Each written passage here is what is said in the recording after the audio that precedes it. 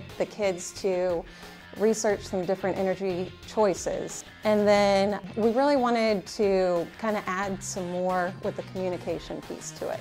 So for this one, not only did they have to research their own energy source, they had to research all the other energy sources so that they could ask questions to the other groups. The really fun part about it was the kids came in thinking one thing, here's the best energy source. And as a result of their research and the debating with each other, they really kind of owned their topics and changing viewpoints for themselves and for their classmates as well.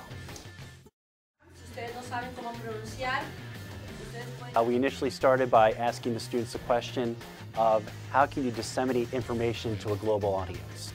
So a lot of kids said, oh, you can use email, you can use websites, you can use social media, brochures. So Mrs. Christian and I set up a Google site with all of the project directions.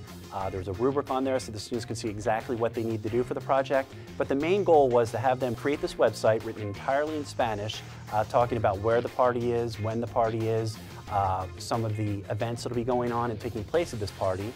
And from there, Holman Middle School was fortunate enough to be able to pilot Gmail this year.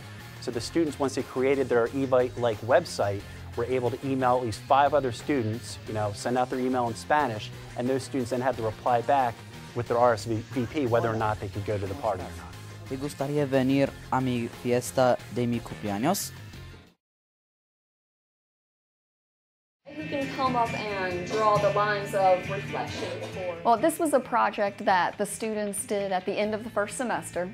It was meant to help them review for their first semester exam. They had to choose 10 pictures, and with each picture, they had to come up with their own example of a geometry problem. So they had to create their own problem and have it relate to the picture. And the students created their own website with their 10 unique questions, and then they shared these websites with each other as a way to review for their first semester exam. Symmetry for us.